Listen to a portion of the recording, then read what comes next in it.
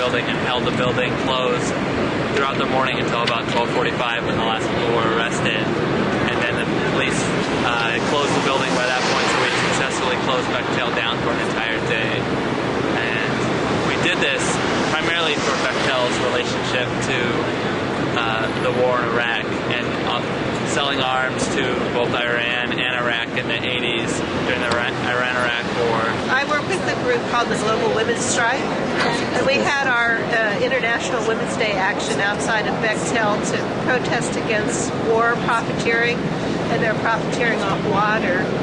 And, you know, Bechtel Corporation's already got the contract to rebuild Iraq after the war, which, you know, is completely outrageous.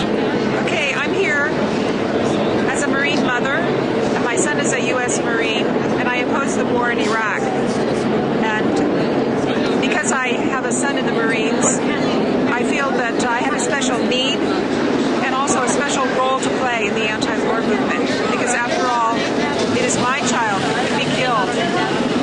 And growing numbers of military families are speaking out against the war.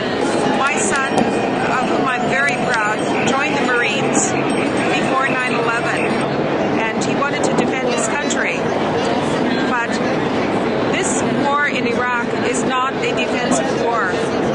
It's an elective war and a preemptive war.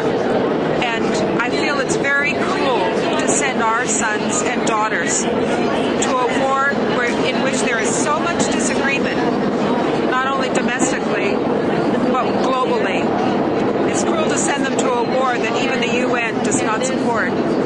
We're not here to demonize Bechtel as a corporation, but just point out the areas in which Bechtel needs to be held accountable for, making weapons of mass destruction, distributing them across the world, and then profiting off of what their weapons do by then having rebuilding efforts that come in, and they get the contracts for those. We're looking at a $900 billion rebuilding fund. After this war in Iraq, it won't be the last war that we'll be fighting in the Middle East. It's very possible that the next country that we go into will be Iran.